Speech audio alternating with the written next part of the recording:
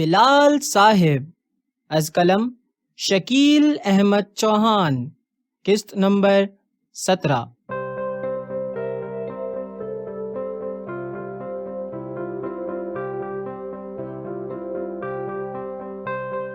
سر یہ تو وہی بات ہو گئی، مرا نہیں ہے، بس روح نکل گئی ہے۔ فوزیہ جی آپ ٹھیک کہہ رہی ہیں، یہ ایک طرح سے جھوٹ ہی تھا، مجھے اسے سچ بتانا چاہیے تھا، اللہ معاف کرے۔ بلال نے اپنی غلطی مان لی۔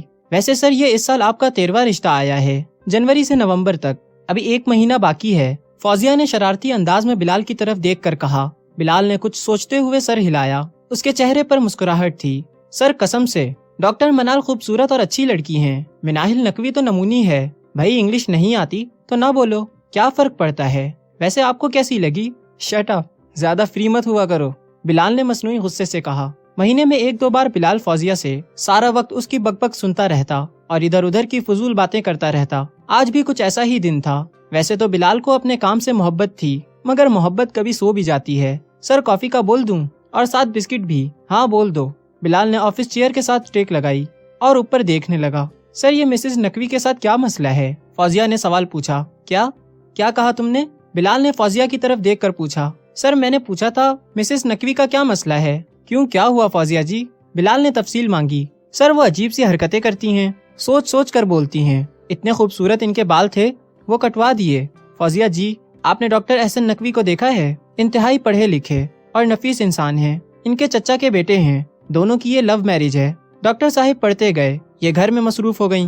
ڈاکٹر صاحب کے بہن بھائی بھی پڑھے لکھے ہیں، مسز نقوی کی دونوں بہنیں بھی ڈاکٹر ہیں، ایک یہ جو آئی تھی اور ایک اس سے بڑی، اس کی شادی ہو گئی، اب وہ کینیڈا میں ہے، ان کو بھی مسز نقوی لے کر آئی تھی۔ یہ بیچاری کم تعلیم یافتہ ہونے کی وجہ سے احساس کمتری کا شکار ہو گئی ہیں، حالانکہ ڈاکٹر صاحب ان سے خوش ہیں اور وہ محبت کرتے ہیں۔ یہ کبھی اسپوکن انگلش کی کلاسز شروع کر دیتی ہیں، کبھی جم جوائن کر لیتی ہیں، اور آج کل سیلون ان کی پسندیدہ جگہ ہے۔ یہ سمجھتی ہیں کہ اگر مجھے انگلش بولنا آ جائے تو میں پڑھے لکھوں میں شمار کی جاؤں گی۔ آفس بوائے ٹرے لے کر آ گیا۔ بلال اپنی کرسی سے اٹھا اور صوفے پر بیٹھ گیا۔ فوزیہ نے کافی بلال کو پیش کی اور خود چائے کا سپ لیا اور بسکٹ ہاتھ میں پکڑ کر بولی، سر انگلش بولنے کا کیا تعلق پڑھے لکھے اور ان پڑھ سے؟ یہی بات تو ان کو سمجھ نہیں آ رہی ہے، ہر پڑھا لکھا انگلش نہیں بول سکتا اور ہر انگلش بولنے والا پڑھا لکھا نہیں ہوتا۔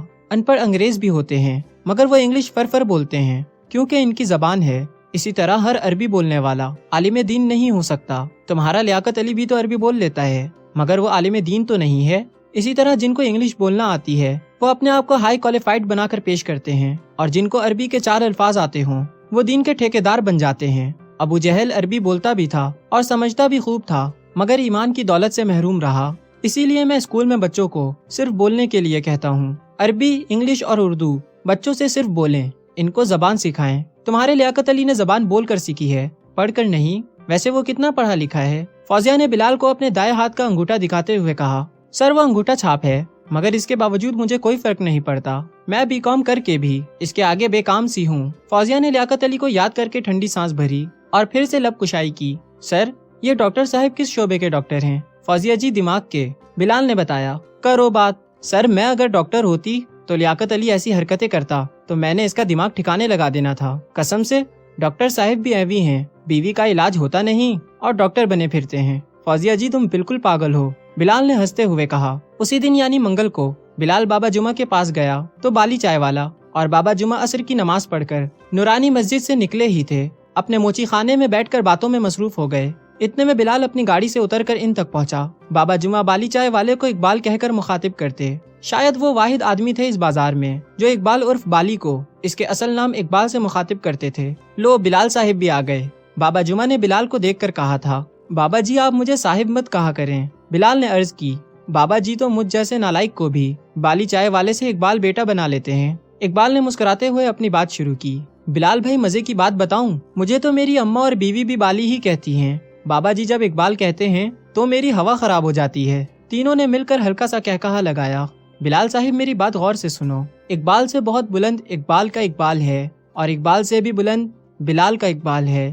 ادب کا تقاضا یہ ہے کہ نام کے ساتھ صاحب بھی لگایا جائے، کسی نام کو معتبر اس کے پیچھے کی شخصیت بناتی ہے۔ اقبال نام کے پیچھے حضرت علامہ اقبال کی شخصیت ہے جو کہ صرف اقبال کو ہی معتبر بنا دیتی ہے۔ نام بلال کے پیچھے بہت بڑی عظیم شخصیت ہے حضرت سیدنا بلال حبشی، حضرت سیدنا بلال حبشی، حضرت سیدنا بلال حبشی۔ یہ سب کہتے ہوئے بابا جمعہ کے الفاظ سے عقیدت کی خوشبو آ رہی تھی اور اشک ان کی آنکھوں سے ٹپک رہے تھے۔ بابا جمعہ نے اپنے کندھے سے سفید صافہ اتار کر اپنے دونوں نین صاف کیے اور اپنا چہرہ اور اپنی سفید داڑھی بھی صاف کی جو کہ اشکوں سے بھیگ چکی تھی۔ سچی بات تو یہ ہے بلال صاحب، صرف بلال کہنے سے ڈر لگتا ہے، بے ادبی نہ ہو جائے نام کی۔ اقبال بیٹا اور بلال صاحب، اپنے ناموں کی لاج رکھنا۔ بڑی شخصیت سے نام بڑا بنتا ہے، بڑے نام سے شخصیت بڑی نہیں بنتی۔ میں آپ کے لیے چائے بھیجتا ہوں اور بسکٹ بھی۔ اقبال چائے والے نے گفتگو کا رخ بدلنے کی کوشش کی کیونکہ بابا جمعہ کی آنکھوں سے آنسو مونسون کی بارش کی طرح برس رہے تھے۔ بابا جی چائے آنے تک میں نماز پڑھ لوں، بلال جاتے ہوئے بولا، نورانی مسجد کی طرف۔